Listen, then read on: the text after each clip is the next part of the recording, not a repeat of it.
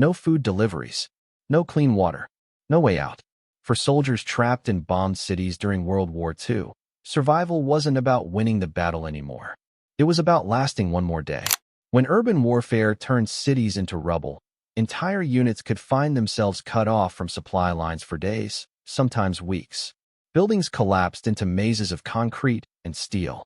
Streets became unrecognizable, and the soldiers inside had to figure out how to stay alive with whatever they could find. This wasn't rare. It happened in Stalingrad, in Warsaw, in Berlin, in Manila, and dozens of other cities across Europe and the Pacific. The siege conditions were brutal. Artillery fire never stopped. Snipers watched every movement, and resupply was impossible. Urban combat in World War II was fundamentally different from fighting in open terrain. On a battlefield, armies could maneuver, retreat, or call for support. In a city under siege, soldiers became trapped between advancing enemy forces and the rubble of civilization itself. The buildings that once provided shelter became prisons.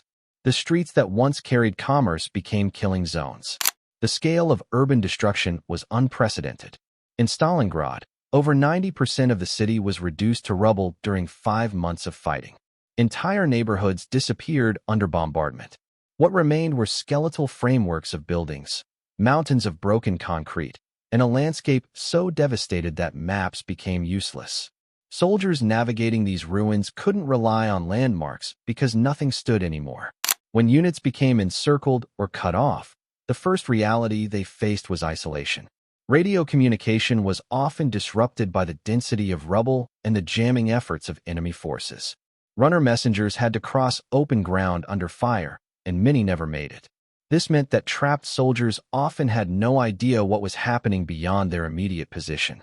They didn't know if relief was coming, if their army was winning or losing, or even if anyone knew they were still alive. The psychological impact of this isolation cannot be overstated. Soldiers trained to operate as part of a larger military machine suddenly found themselves alone in a destroyed city with dwindling supplies and no clear path forward. The chain of command might be broken. Officers might be dead or separated. Junior soldiers found themselves making life and death decisions they were never trained for. But isolation also forced self-reliance. Small units became tight-knit survival groups where every man's contribution mattered. Rank sometimes mattered less than skill. The private who grew up hunting and knew how to find food became as valuable as the sergeant who knew tactics.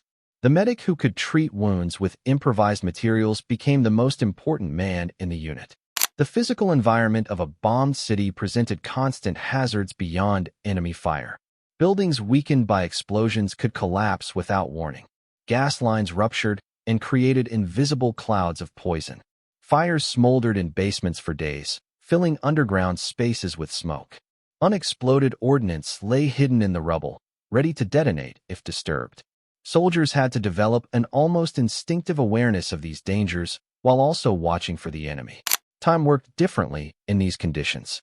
Days blurred together in a cycle of darkness and danger. Without regular supply deliveries or the rhythm of normal military operations, soldiers lost track of dates. The only markers of time were the intensity of bombardment, the diminishing supplies, and the growing desperation. So soldiers adapted. They scavenged. They improvised. They turned bombed buildings into fortresses and empty basements into survival shelters. They learned which plants growing in the ruins were edible and which water sources were least likely to kill them. They figured out how to cook without creating smoke that would draw fire. They treated wounds with materials never intended for medical use. They maintained their weapons with oil scavenged from wrecked vehicles. The trapped soldiers of World War II became experts in urban survival through necessity. Every day presented new problems that required immediate solutions. How do you secure a position when there are no sandbags? You fill cloth sacks with rubble. How do you stay warm when there's no fuel? You burn furniture and books, carefully controlling the smoke. How do you communicate with nearby units when radios don't work? You send signals using mirrors or arrange debris in patterns visible from other positions. This adaptation wasn't heroic in the traditional sense. It was practical, desperate, and often gruesome. But it worked. Soldiers held positions that should have been indefensible. They survived in conditions that should have killed them. And they did it by combining military training with the raw human instinct to survive. In this video, we'll look at how trapped soldiers found food in the ruins, secured water when every source was contaminated or exposed, created shelter in buildings that could collapse at any moment, and maintained their will to fight when surrounded by destruction with no guarantee of rescue. These are the untold stories of survival in the most unforgiving battlefield environment of the war. When supply lines were severed, the first resource to run out was food. Standard military rations lasted maybe 3 to 5 days if carefully rationed. After that, soldiers had to become scavengers in their own defensive positions. The first places they searched were abandoned homes and shops. Cellars and basements often contained preserved goods that survived the bombing. Canned vegetables, jars of pickled food, sacks of flour or grain, and root vegetables stored for winter became critical finds. In Stalingrad, Soviet soldiers reported finding stores of grain in warehouse basements that kept entire units fed for weeks. German soldiers did the same, breaking into abandoned Soviet homes to raid pantries and cellars. The search for food was methodical but dangerous. Soldiers couldn't just walk through the ruins in daylight. Every movement drew attention from snipers and observers calling in artillery. So food scavenging happened primarily at night or during lulls in fighting. Small teams, usually 2 or 3 men, would venture into nearby buildings, feeling their way through dark basements and collapsed rooms. They learned to recognize which buildings were most likely to contain food. Residential areas near markets, apartment buildings with intact lower floors, restaurants and bakeries, though these were often already stripped bare. Storage facilities and warehouses were treasure troves if they could be reached, but these locations were usually known to both sides, and therefore heavily contested or booby-trapped. When packaged food ran out, soldiers turned to less conventional sources. Horses and mules killed in combat were butchered immediately. The practice was universal across all armies. The meat was divided among the unit and cooked over small fires built in sheltered corners of ruined buildings. Horse meat was tough and not particularly nutritious compared to beef, but it was protein and it was available. In extreme situations, dogs, cats, and rats became food sources as well. German soldiers trapped in Stalingrad during the final months of the siege reported eating anything that moved. Soviet soldiers in similar situations did the same. The taboo against eating certain animals disappeared when the alternative was starvation. Preparation was crude. Meat was boiled in helmets or roasted on bayonets over fires. Seasoning was non-existent. The goal was simply to consume calories. Urban gardens and parks, if they still existed in any recognizable form, offered edible plants. Soldiers familiar with foraging identified dandelions, nettles, chickweed, and other wild greens that could supplement their diet. These plants were surprisingly resilient and often grew in shell craters and between piles of rubble where the soil had been disturbed.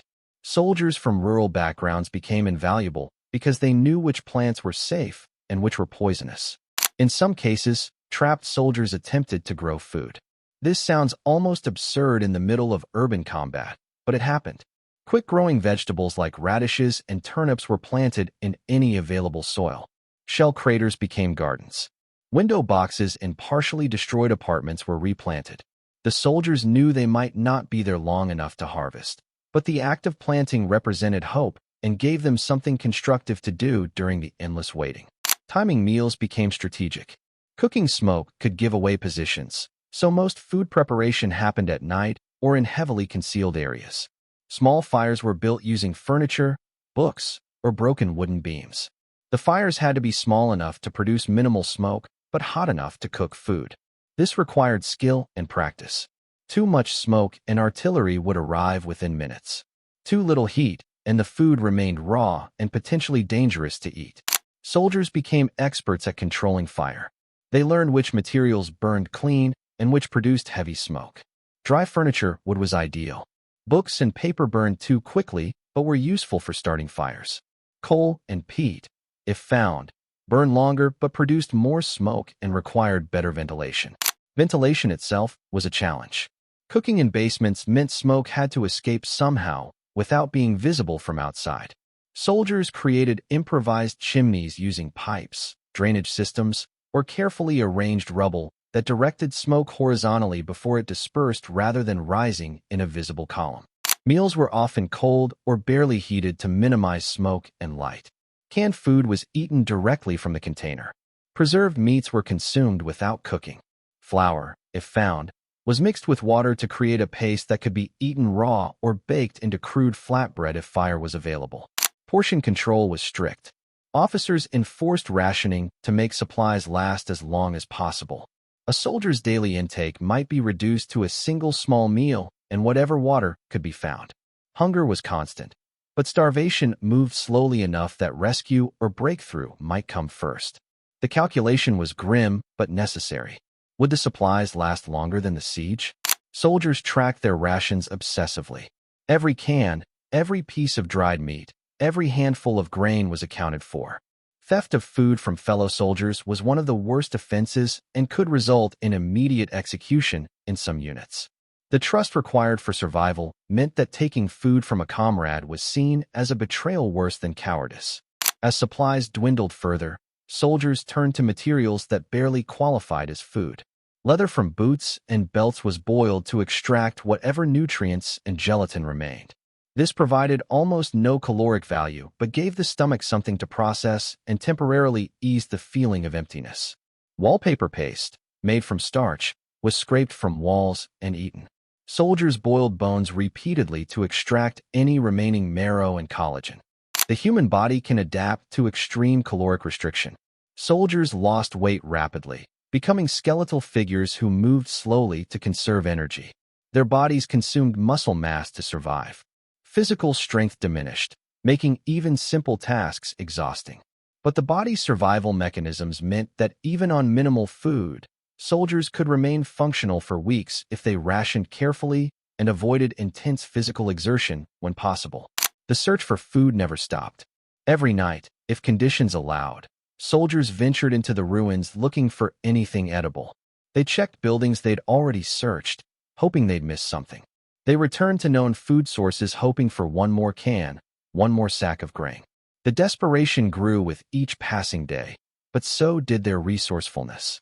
Food was critical, but water was even more urgent. A human can survive weeks without food, but only days without water. In bombed cities, clean water sources were rare and dangerous to access.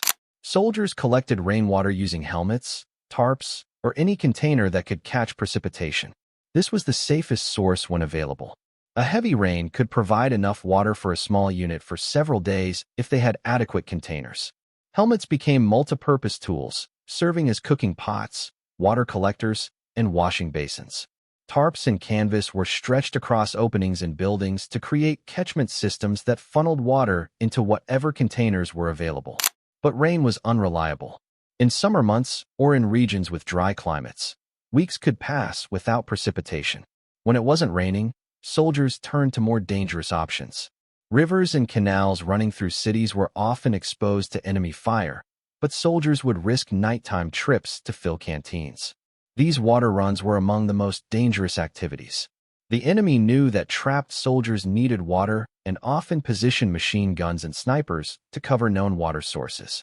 Soldiers developed tactics for water collection under fire. They moved in pairs or small groups, with some providing covering fire while others filled containers. They approached water sources from different angles each time to avoid establishing patterns. They worked as quickly as possible, often submerging multiple canteens at once tied together with cord, then retreating before the enemy could zero in on their position. The water itself was frequently contaminated with debris, chemicals, oil from destroyed vehicles, and sometimes corpses upstream. But soldiers drank it anyway. The alternative was death from dehydration within days. Boiling helped when fuel and time allowed, but many soldiers drank it untreated and dealt with the consequences. Dysentery and waterborne illnesses spread through trapped units, further weakening men already struggling with hunger and exhaustion. Broken pipes sometimes still held water trapped in the system. Soldiers learned to identify which buildings might have intact plumbing in their basements and would dig through rubble to access it. They listened for the sound of dripping water and followed it through collapsed structures. Breaking into a pipe that still held water felt like finding treasure. The water was often stagnant and rust-colored, but it was water. Melted snow in winter provided another source, though it required fuel to melt enough volume to be useful, and the water still needed purification. Soldiers filled containers with snow and placed them near fires, or even used body heat to melt small amounts. Ice from frozen canals was chipped away and melted, though this came with the same contamination risks as river water. Wells, if they existed and could be located under the rubble, were valuable strategic points. Both sides recognized their importance, and control of a functioning well could determine which force could hold a position. Wells and basements of larger buildings sometimes survived the bombing, and soldiers would fight building-to-building battles specifically to secure access to these water sources. Shelter in a bombed city meant finding spaces that offered protection from artillery, small arms fire, and the elements. Basements were ideal because they provided overhead cover and some insulation from temperature extremes. Soldiers reinforced weak points with rubble, furniture, and sandbags made from cloth filled with debris. They created multiple exit routes in case one became blocked by collapse or was compromised by enemy action. The selection of a defensive position required balancing multiple factors. It needed to be defensible with clear fields of fire to prevent enemy approach. It needed structural integrity to withstand continued bombardment. It needed ventilation for fires and to prevent gas accumulation. And it needed some concealment, so its location wasn't obvious to enemy observers. Upper floors were avoided unless necessary for observation posts or sniper positions. A building that looked stable could collapse without warning from ongoing shelling or structural fatigue caused by earlier explosions. Soldiers developed an instinct for which buildings were death traps and which could be trusted. They looked for certain signs: cracks in load-bearing walls, the angle of remaining structures, the presence of basement support columns, and whether adjacent buildings had already collapsed. Soldiers reinforced their positions constantly. They stacked rubble to create firing positions with protective berms. They hung blankets and tarps to create internal divisions that provided some privacy and helped retain heat.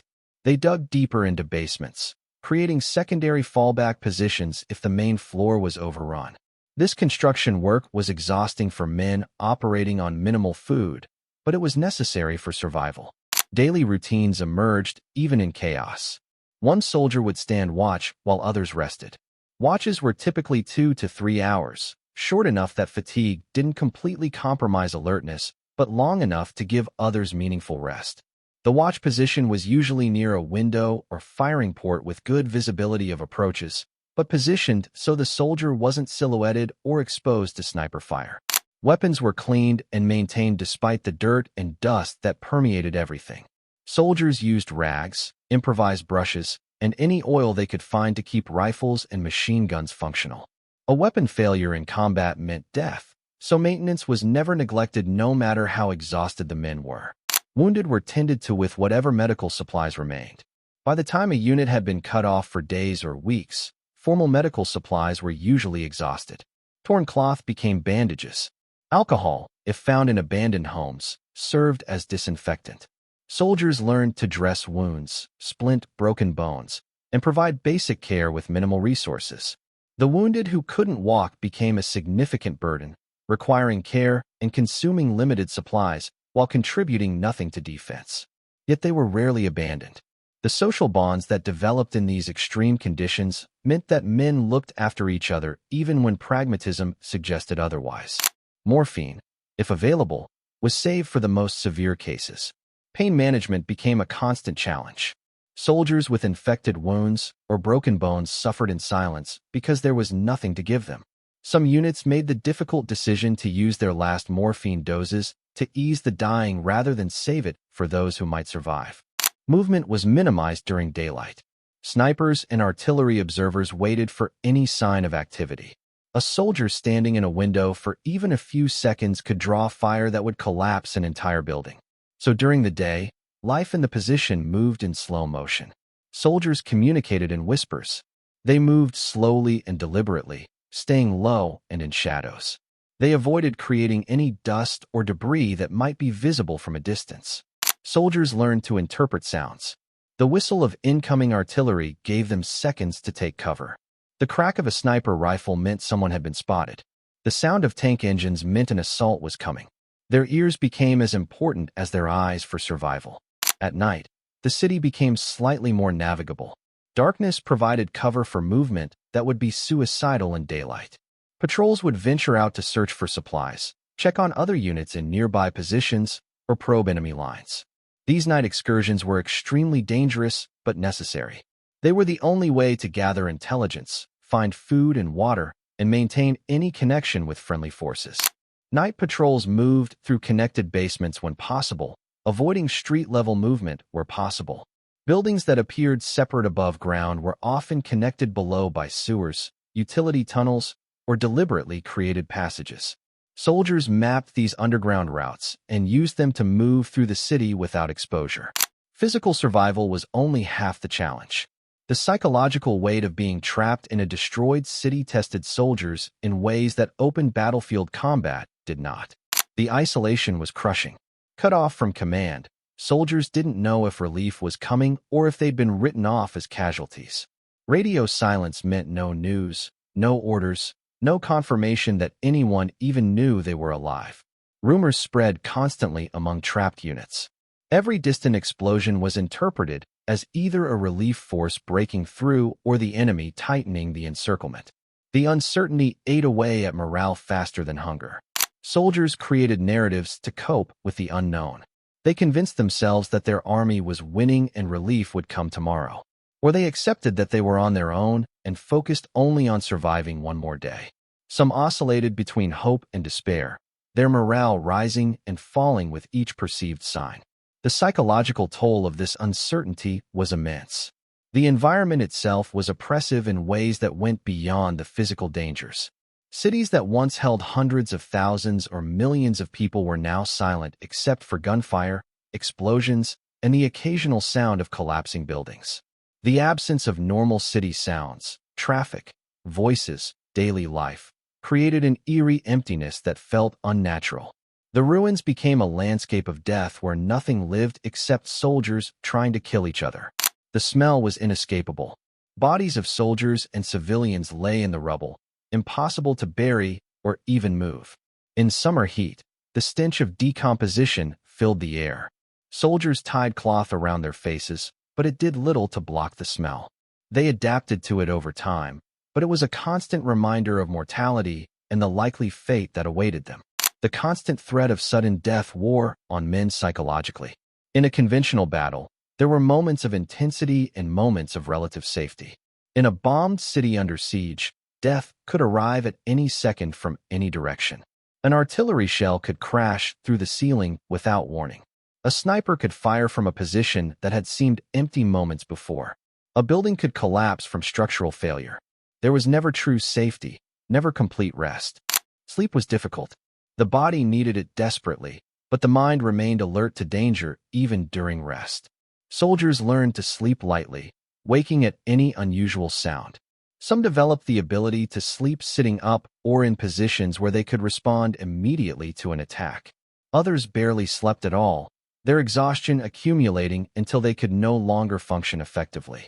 Combat fatigue, what we now call PTSD, manifested in various ways. Some soldiers became hypervigilant, unable to relax even during quiet periods. Others became emotionally numb, going through the motions of survival without feeling. Some experienced breakdowns where they could no longer function and had to be cared for by their comrades, becoming another burden on the unit's limited resources.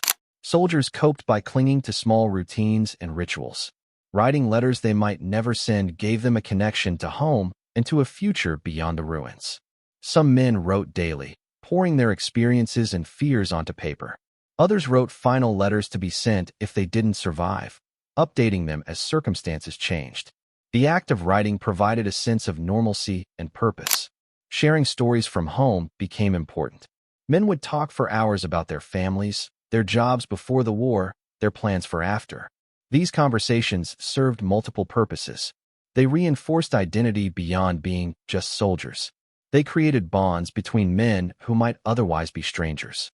And they maintained hope that there was a life worth returning to.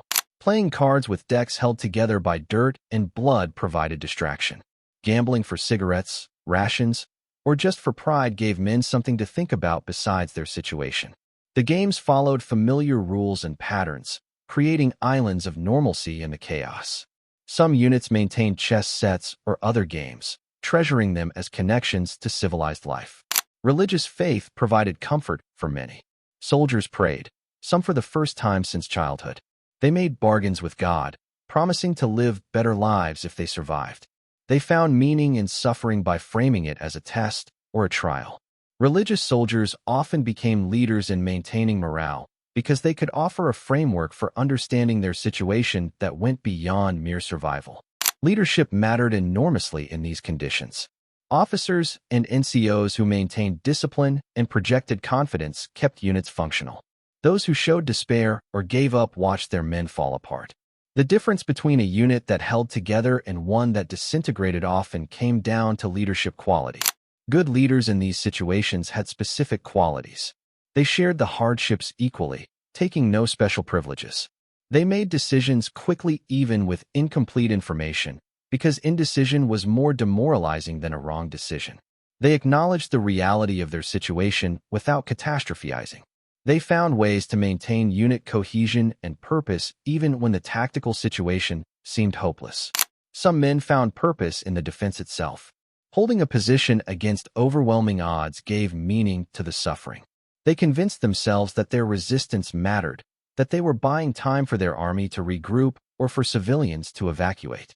Whether this was objectively true often didn't matter. The belief provided motivation to continue fighting. Others simply endured, 1 hour at a time. They abandoned thoughts of victory or strategic purpose and focused purely on survival. They got through the next watch, the next patrol, the next artillery barrage. This minute-by-minute existence was psychologically exhausting, but sometimes necessary. Looking too far ahead into an uncertain future was overwhelming, so they didn't. Bonds between soldiers in these conditions became extraordinarily strong. Men who survived together in the ruins developed loyalty and trust that exceeded normal military camaraderie. They had kept each other alive through shared hardship. They had seen each other at their worst and still fought together. These relationships often lasted long after the war, binding survivors together through shared experience that others could never fully understand. The decision of whether to attempt escape or to hold position was psychologically complex. Escape meant abandoning the position, potentially betraying orders, and risking death trying to break through enemy lines. Holding meant accepting continued suffering with no guarantee of relief. Different men made different calculations based on their assessment of the situation and their personal sense of duty. Some units voted on major decisions, creating a form of battlefield democracy born from desperation. Others maintained strict military hierarchy. Both approaches could work or fail depending on circumstances and personalities. What mattered was that the unit maintained cohesion and purpose. When rescue finally came, whether through a relief force breaking through or a negotiated withdrawal, soldiers emerged fundamentally changed. They had survived by becoming harder, more resourceful, and more aware of what the human body and mind could endure.